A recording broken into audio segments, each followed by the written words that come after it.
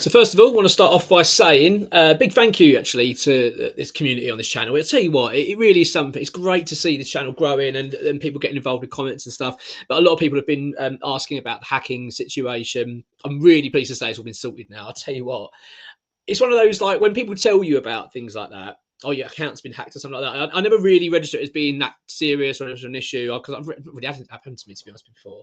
But when you experience it, it's not nice. It's a horrible feeling, and it's a nightmare to get sorted. But anyway, it's done. Channel's back to normal. Everything, all our accounts all sorted out. So it's yeah. Thank you for your comments. I really do appreciate it. Before going to the video as well regarding transfers. I just want to say, if you're new to the channel, or maybe if you're not new to the channel but you're not a subscriber, please do subscribe. It really helps us grow. Really appreciate it. And also hit that like button. Right, let's get into it then. Transfers. We've got the Palace preview coming up. That'll be later on for tomorrow. And there's going to be another video tomorrow morning as well for some other bits and pieces. But this is about the transfer news. This is quite hot off the press, actually. This is from XWHU employee this morning. Just pre-warning, just to throw it straight out there, not the best of updates, I'm going to be honest. But I think it's one that I want to sort of emphasise, and I think X emphasises it in his update, is that it's one of those where, I mean, I've got to be honest, I don't really like January transfer window. I hate it. I don't like, because basically if you're buying players in January, in my opinion, you tend to be desperate. It's either teams that are desperate to try and win something, so they've got to go and get those couple of players in, or it's teams down the bottom that are desperate to try and build. You know what I mean? Most people that are buying in January or trying to bring players in January usually are in need. So what it tends to mean is that prices go up, the agents play games, and it's just horrible. So I think that's the one thing we need to emphasise and bear in mind, isn't it? That being West Ham, it's not easy. It's not easy to go and get a player like that unless you're going to pay astronomical money. So it appears that we are looking at players. I mean, West Ham are prioritising the striker, which is no surprise, of course, of what's going on at the moment this season with injuries and whatnot. So it is our main position, also midfielder as well. But this is the update from X. I'm going to go through it now. There's a few names here I want to go through, and obviously be interested to get your thoughts on it. The main one that came out yesterday was Muniz of Fulham. One player, I've got to be honest, when we were linked, I was quite pleased to be linked with. I thought I think it fits the profile really well. Obviously Premier League experience and all that, he can hit the ground running a little bit. So I was really excited by it, but that seems to have been sort of stepped dead in its tracks, really, that one, which is a real shame. Unless West Ham, I mean, it's not to say it won't happen, but it appears that Fulham are very, very reluctant to entertain any offers or do any deals there. So this is the update from X on this. Fulham have made it very clear they do not wish to sell Muniz, and their manager even went as far to say he will not entertain any offers for their player in his press conference. Therefore, any form of movement in that stance is likely to require a very large offer from West Ham, which we are simply not prepared to do. So at the moment, that appears dead in the water, which is it's a shame, that one. I thought that would be a good move for the club, even if it's a short-term deal with a view that we might make permanent in the summer. I thought it was quite a clever move. So yeah, it's not ideal. It's a shame, man. So it appears that Fulham have got really no interest in signing. And that's the other thing as well. Not only have you got clubs that are desperate to buy players or whatever, but there are other clubs that are doing okay, i.e. like the likes of Fulham, your Nottingham Forest and stuff like that. Nottingham Forest aren't doing okay. They're doing amazing. They might not be really interested in selling. Do you know what I mean? What I mean, you got, yeah, we're going to come on to Owani. I can't pronounce this guy's name. It drives me mad. I really wish can you just call him Smith or something? I'll be fine with that. Owani from Forest. Why would they really want to sell him? And we'll come to him in a sec. But it's like, you know, they're fighting potentially for a Premier League title this season. It's unlikely they're going to then go, well, I'll tell you what, we'll get rid of our second choice striker this season. Then we've got to go out and try and buy another one. It's like some clubs are not going to be really interested. So it's a really difficult market, January. Owani of, I mean, by the way, people listening to this and saying I'm pronouncing it wrong, please tell me, because I really want to try and pronounce this guy's name right. I feel like I'm just not saying it right. Owani is right. It says Owani is another target we really like. Negotiations have continued today, but it does appear Nottingham Forest are also reluctant to entertain any offers for the player. Forest are obviously having a sensational season, and whilst Chris Wood is their first choice, Owani is second. And if they let him go now, they need to turn for another replacement. So as I was just saying, this is a bit of a common theme, especially during transfer window, when clubs don't want to let their players go. So this is exactly what I'm saying. So I don't want to keep repeating myself, but I think this is one of those windows, January, where you kind of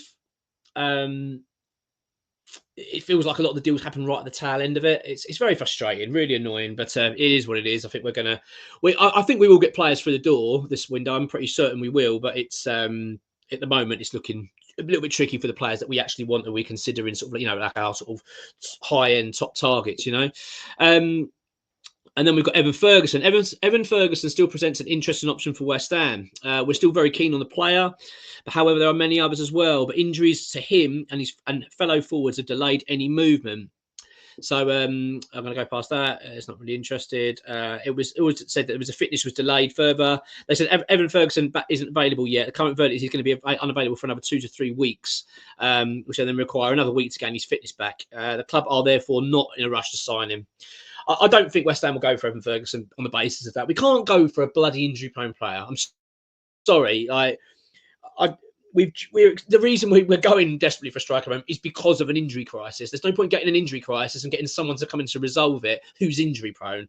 We just West Ham and injury-prone players should just stay away from each other. I cannot stress how infuriated it makes me that West Ham go out and buy injury-prone players. We've done it with Nicholas Fulkrug. This is what you get.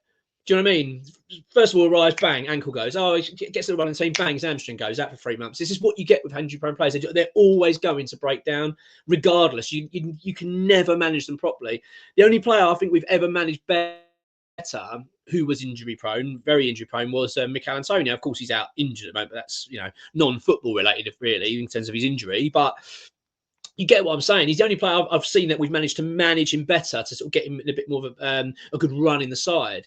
But most players, if they're injury prone, they're just injury prone. They're always going to keep breaking down. I really want West Ham to avoid it. So I don't think any of Evan Ferguson is going to happen. It would be a peculiar move now for West Ham, to, as I say, to bring in a striker to solve an injury crisis who's known to break down all the time. So I'm not convinced. It's a real shame, isn't it, with Evan Ferguson, because he's such a good player.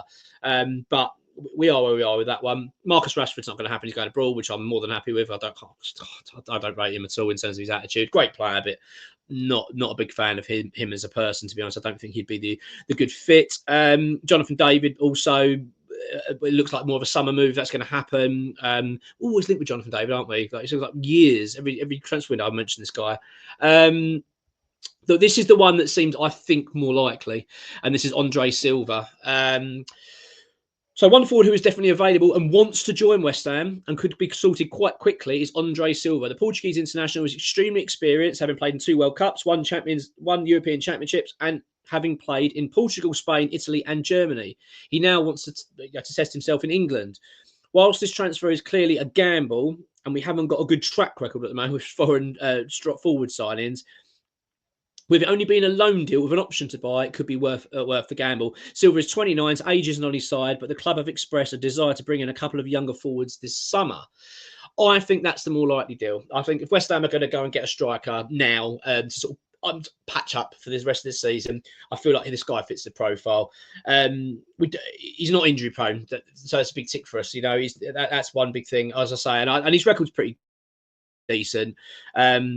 I'm not saying oh my god, I'm so excited by it. I'm just thinking we need to get a striker in. I think on the basis of the players that we're looking at the moment and their availability, etc. I feel like that's the more likely one.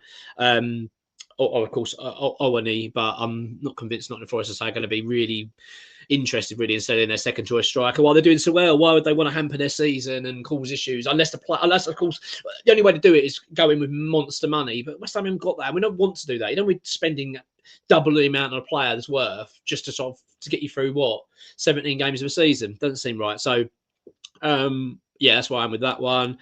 That's more on the striker front. So again, sorry, this isn't the most exciting of updates. I appreciate it's a little bit depressing, but it is where we are at the moment. The midfielder situation has taken a back seat due to the priority of getting a striker in, but there is still a lot of interest in both Chelsea players, which is Chukwuemeka and Dewsbury Hall. Banzuzi as well is also still a target, and the talks are ongoing there. This is where we've got a bit of interest now. So this came from Graham Potter. So it says that Graham Potter was very keen to stress that some of the academy players are part of his plans for the rest of the season. He's also shown that with Ollie Scholes, but it's also understood that Caden Casey and Lewis Orford are going to be given a chance to impress. Also, another news, Carlos, it's understood that Graham Potter is very impressed with Carlos Soler and wants to make the move permanent this summer. So that's an interesting move. I've actually been impressed with Soler recently. I think he's starting to step up, isn't he? And of course, the other news was Lucas Paqueta. We're going to talk about that in another video. Of course, that's really positive news in terms of his hearings can move to the summer, which is decent. So look, I understand this isn't the most exciting of updates. I get that I'm not sort of coming out and going, oh, look, we're about to make a move for him. I get the feeling Andre Silva is the most likely. It kind of feels like the most obvious move for us at the moment. Graham Potter has stressed we're not going to make moves just for the sake of it, which I totally get and totally understand. You know, West Ham are going to fork out money for nothing, but I don't feel like that's nothing. It feels like a sensible move for me. The fact he's available on loan with an option to buy in the summer, very well experienced, of course, across Europe and played in various countries, as obviously X said in his update. So it feels to me like a kind of the obvious move at the moment for the club, the sensible one, and the fact we can get the deal done quickly. So let's bear in mind we do need a striker in. So it feels like if we were to push the button on it, he could possibly be available for the Aston Villa game. So that's where my gut is leaning to at the moment in terms of feeling. I do feel that that's probably where it's going to go, because I just feel like it's difficult. This market is so bloody difficult. You know, January, it's not easy. But yes, that's where we are. So apologies, not the most exciting of updates at the moment, but we are going to, I do feel like West Ham are working hard to try and get a deal done. I don't know about you, but since the arrival of Potter, I'm feeling a lot more assured. I feel a little bit more comfortable with the way West Ham are doing things now. The fact Potter's very involved in the recruitment process, I kind of trust him already. I know it sounds ridiculous. He's only been here a week, but I kind of feel like the way he talks about the club and the way he wants to play, his ambitions for what we want to do. I kind of feel like this guy gets it, and I want to trust in him. And if he's saying, look, this guy's not good enough, I trust it. And if he says, look, I think we should go for him, I also trust it as well. So I do think things are going to happen. I do think we're going to bring the striker, and I do think we'll get a midfielder in as well, unless of course we can feel like we can utilize the academy players as well to help that out, and then we may not do. But it does feel like a striker's desperately needed, and we will have to do something there. But let's just wait and see how it pans out. You know, where are we now? 17th, so you know, best part of 2 weeks sort of until the end of the transfer window. So there's a fair amount of time to go. But yeah, it's going to be a big period for us. We've got to get this right, especially if we want to try and claw ourselves back into the race for Europe. With of course, Crystal Palace being a huge game. So more updates to come. Anything that happens between, anything breaks and happens, we'll let you know straight away on the channel as best as we can, as quickly as we can. Of course, it goes on our websites as well quicker than it does on here. So just keep your eye out. I do think there's going to be some movement, but at the moment, negotiations are still ongoing, and it's getting a little bit frustrating, which I can totally understand. I mean, we do want to see things happen, but it's the way it goes in January. Unfortunately, it's a little bit frustrating. But until then, on your hands.